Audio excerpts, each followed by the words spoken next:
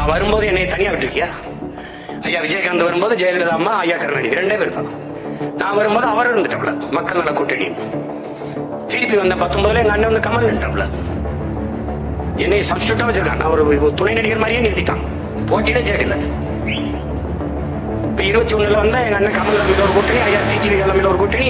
நாலு கடையில நான் 5வது ஆளா சப்ஸ்டியூட்டா நிக்கிறேன். அங்கதாண்டா நம்ம 3வது பெரிய கட்சியா வந்தோம்.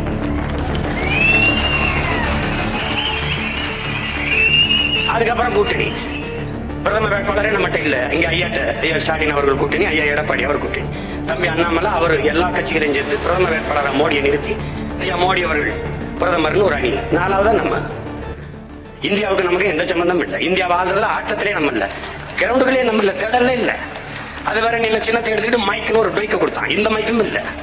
அது அங்க போய் பார்த்தா சீப்பு மாதிரி இருக்கு, தலைவார சீப்பு மாதிரி இருக்குது. முத பெட்டியில நம்ம சின்ன 3வது 4வது பெட்டியில் இருக்கு. அதுல தமிழ் மக்கள் அதுல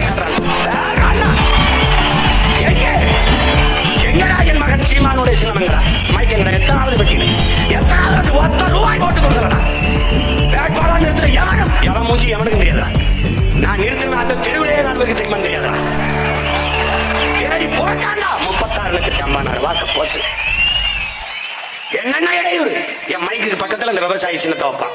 அவன் சீமானுக்கு போறோம்னு நினைச்சு போட்டான். அதுல 1,00,000 ஓட்டு போச்சு.